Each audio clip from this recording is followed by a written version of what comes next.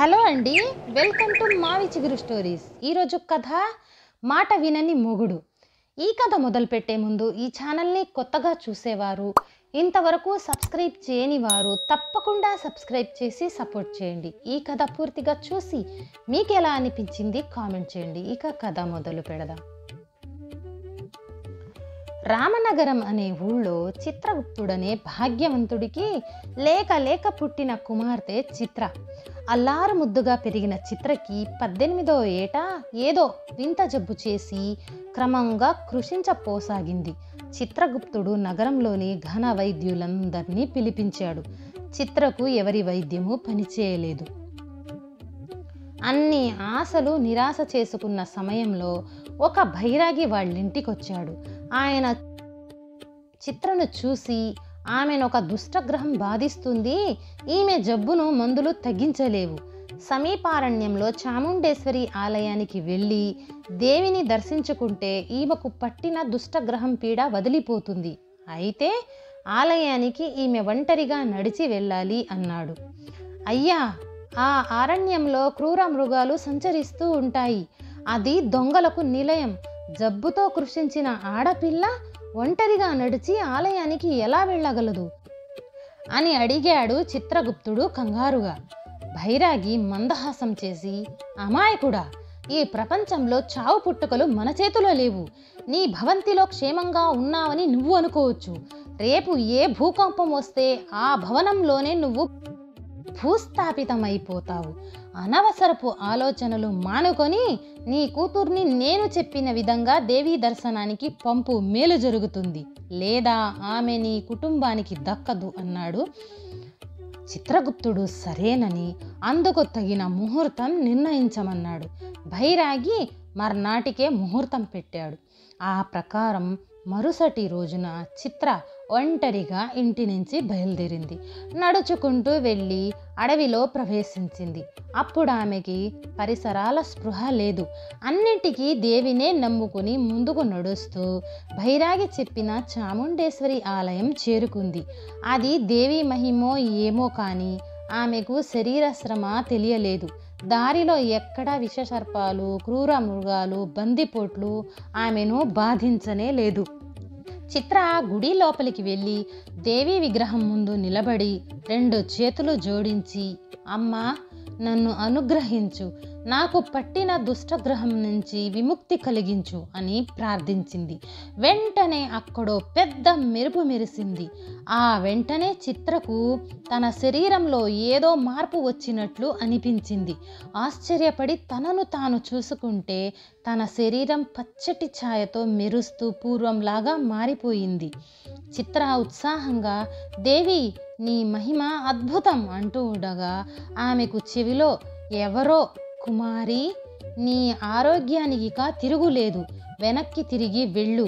నీకు పట్టిన దృష్టగ్రహాన్ని తప్పించటానికి నిన్ను నేను నా శక్తితో ఇక్కడకు రప్పించుకున్నాను.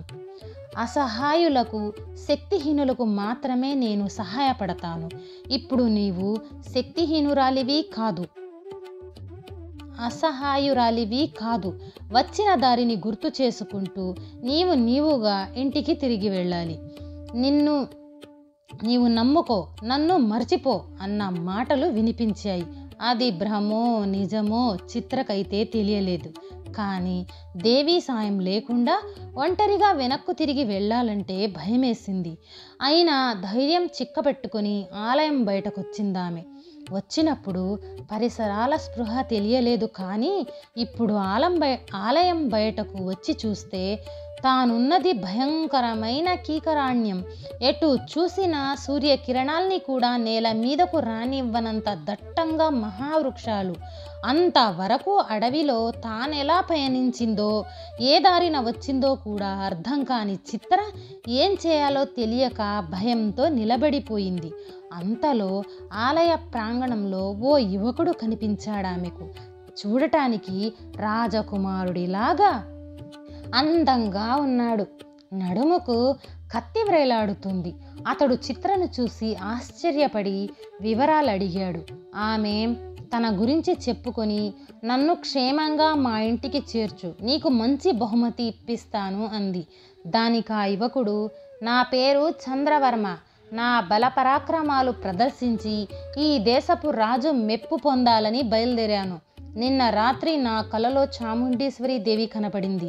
రేపటి దినం నా ఆలయ ప్రాంగణంలో నీకో యువతి కనపడుతుంది. ఆమెను పెళ్లాడితే నీ అదృష్టం మారి నీ అభీష్టం నెరవేరుతుంది అని చెబితే నేను ఇలా ఆలయానికి వచ్చాను.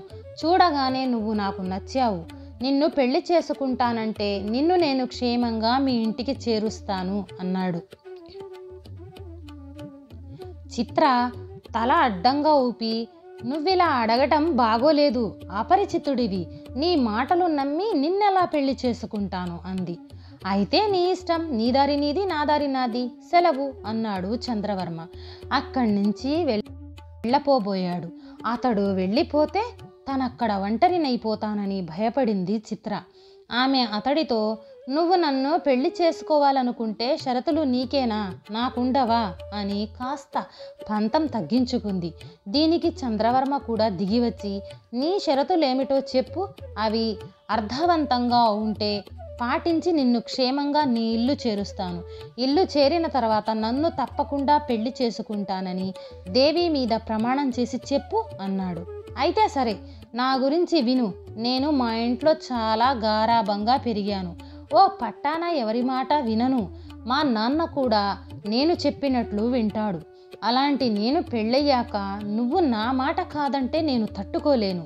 నా విషయంలో నువ్వెలాంటి వాడివో తెలుసుకోవటం కోసం మనం ఇల్లు చేరేలోగా నేను నీకు 3 పనులు చెబుతాను. అవి నువ్వు చెయ్యాలి అంది చిత్ర. సరే, కానీ నువ్వు చెప్పే ఆ 3 పనులు నా సమర్థతకు సంబంధించే ఉండాలి. నా శక్తికి మించినవి కాకూడదు అన్నాడు చంద్రవర్మ. చిత్ర ఒప్పుకొని దేవి ముందు అతడు చెప్పినట్లే ప్రమాణం చేసింది. ఇద్దరూ కలిసి బయలుదేరి కొంత దూరం వెళ్ళేసరికి వాళ్ళకిద్దరికీ ఓ చెట్టు మొదట్లో పడుకొని నిద్రపోతున్న పెద్ద పులి కనిపించింది. చిత్ర చంద్రవర్మతో, ఒకప్పుడు పులి పేరు వింటేనే నా గుండెలు అదిరేవి. ఇప్పుడు దేవి మహిమో, నువ్వు పక్కనున్నావన్న ధైర్యమో తెలీదు గాని పులిని చూస్తే నాకు భయం వేయటం లేదు. నువ్వు ఆ పులిని వట్టి చేతులతో ఎదుర్కొని బెదరగొట్టాలి, కత్తి ఉపయోగించకుండా తరిమివేయాలి అంది. నిద్రపోతున్న పులిని లేపి రెచ్చగొట్టడం ఎందుకు? మనం ఇక్కడి నుంచి నిశ్శబ్దంగా వెళ్ళిపోవటం నీకు నాకు క్షేమం అన్నాడు చంద్రవర్మ. నువ్వు నీ బలాప్రక్రమాలను మహారాజు ముందు ప్రదర్శించాలనుకుంటున్నావు. కాబోయే నీ భార్య ముందు ప్రదర్శించలేవా అంది చిత్ర. అలాగన్నావు కాబట్టి సరే, నువ్వలా చెట్టు చాటున ఉండు అన్నాడు చంద్రవర్మ. ఆమె చెట్టు చాటుకు వెళ్ళగానే చంద్రవర్మ పులికి కాస్త దూరంగా నిలబడి గట్టిగా చప్పట్లు కొట్టాడు. ఆ చప్పుడికి ఉలిక్కిపడి లేచింది పులి. చంద్రవర్మను చూసి కళ్ళు చిట్లించి 2 అడుగులు వెనక్కు వేసింది పులి. అలా వెనకడుగు వేస్తున్నదంటే అది మెరుపు వేగంతో మీదకు దూసుకు వస్తుందనే అర్థం. చంద్రవర్మకు పులి తనపై దాడి చేస్తుందని ఇక అర్థమైపోయింది. అతడు పులి వైపే తీవ్రంగా చూస్తూ 2 అడుగులు ముందుకేశాడు. పులి 4 అడుగులు వెనక్కి వేసింది. ఇద్దరూ కాసేపు ఒకరినొకరు చూసుకున్నారు. ఉన్నట్లుండి పులి చంద్రవర్మ మీదకు దూకింది. ఆ సమయానికి చంద్రవర్మ చటుక్కున వెనక్కు తిరిగాడు. 2 చేతులు పైకెత్తి తన మీదకు దూకిన పులిని పట్టి అదే ఊపుతో దూరంగా విసిరాడు. పులి తన వేగంతోనే అనుకున్న కంటే బాగా ముందుకు వెళ్ళి అనుకోని విధంగా వెళ్ళకిలా పడిపోయింది. అది ఇంకా వెనక్కు తిరగనే లేదు. నెమ్మదిగా లేచి ఒళ్ళు దులుపుకొని గుర్రమంటూ శబ్దం చేసి అక్కడి నుంచి పారిపోయింది. ఈ దృశ్యం చూసి నివ్వెరపోయింది చిత్ర. ఆమె చప్పట్లు కొట్టి తన సంతోషాన్ని వ్యక్తపరిచింది. వాళ్ళిద్దరూ ముందుకు కదిలారు. కొంత దూరం వెళ్ళేసరికి కొండ గుహల్లాంటి ప్రాంతం వచ్చింది. అక్కడ చిత్ర చతికిలబడిపోయి, ఇక నేను నడవలేకపోతున్నాను, కాసేపు నాకు విశ్రాంతి కావాలి. ఆ కొండ గుహలో ఏ జంతువులు లేవేమో వెళ్ళి చూడు, లేకుంటే కూర్చునేందుకు వీలుగా శుభ్రం చెయ్యి, నేను కాసేపు అక్కడ వెచ్చగా కూర్చుంటాను అంది.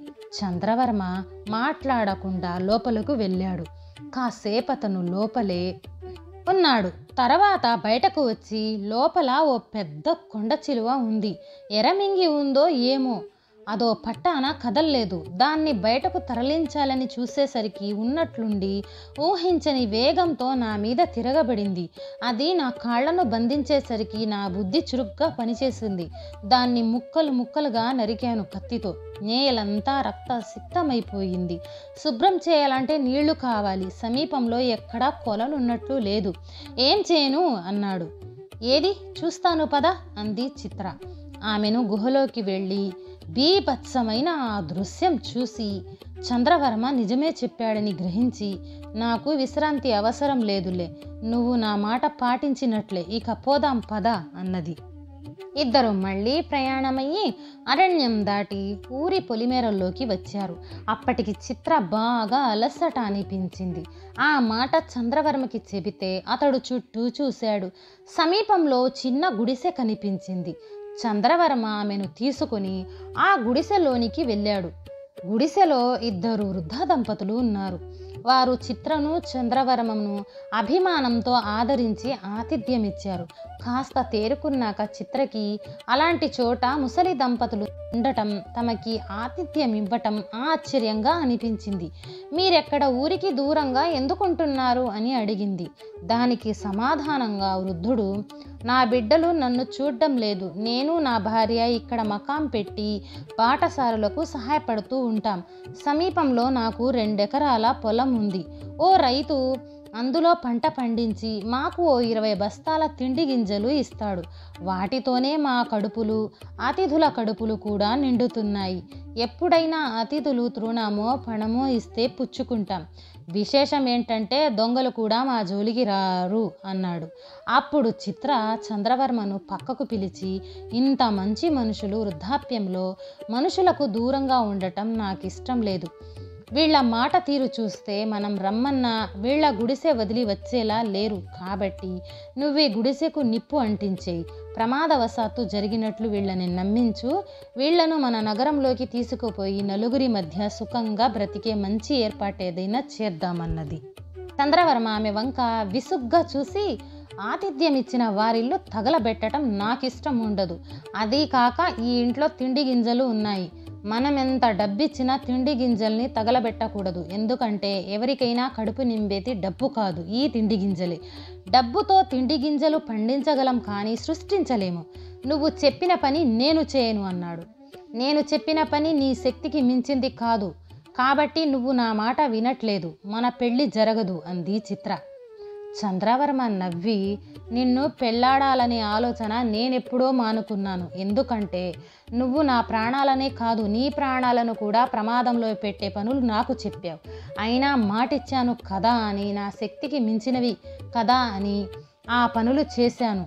నా వరకు వస్తే ఆలోచన లేని సాహసం నాకు అస్సలు నచ్చదు. ఇక నువ్వు చెప్పిన 3వ పనిలో నీ ఉద్దేశం మంచిదే. ఎంచుకున్న మార్గం అర్థం లేనిది. అర్థం లేని మంచితనం కూడా నాకు నచ్చదు. కాబట్టి మన పెళ్ళి ఎలాగో జరగదు. అలాగని నేను మాట తప్పేవాణ్ణి కాదు. నిన్ను నీ ఇంటి దగ్గర దిగబెట్టే వెళతాను అన్నాడు. చంద్రవర్మ చిత్రను చిత్రగుప్తుడింటికి చేర్చి ఆయనకు జరిగిందంతా చెప్పాడు. అప్పుడు చిత్రగుప్తుడు చంద్రవర్మను ఎంతగానో అభినందించాడు. నీ కోసం ఎంత సాహసమైనా చేయగల చంద్రవర్మ విచక్షణ లేకుండా ఏ పని చేయకపోవటం చాలా గొప్ప విశేషం. అటువంటి వాడు భర్తగా లభించటం నీ అదృష్టమని కూతుర్ని మందలించి పెళ్లికి ఒప్పించాడు. చిత్ర కూడా సంతోషంగా ఆ వివాహానికి ఒప్పుకుంది. వినయశీలుడి కథ పూర్తి చేయగానే భార్యాభర్తల్లో ఒకరికి ఒకరు మొండితనం ఉండవచ్చు. అప్పుడు రెండో వాళ్ళు విచక్షణ పాటించాలి. లేకుంటే వారి దాంపత్యం వల్ల ఇతరులకు నష్టం వాటిల్లుతుంది. భార్యకు విచక్షణ ఉంటే భర్త వల్ల, భర్తకు విచక్షణ ఉంటే భార్య వల్ల తప్పులు జరగవు. రేపో మాపో రాజుకి ఈ విషయం చెబుతాను. నా వల్ల ఇప్పుడు జరిగిన తప్పుకు ఆయనే కారణం. అసలు నా తప్పును నాకు విడమర్చి చెప్పకుండా ఆయన ఎందుకు ఊరుకోవాలి? ఇక మీదట అన్నిటికీ నా మాట వినొద్దని ఆయనకు చెప్పాలి అని మనసులో మదనపడింది రాణి. ఈ కథ నచ్చితే లైక్, షేర్ చేసి తప్పకుండా సబ్స్క్రైబ్ చేయండి.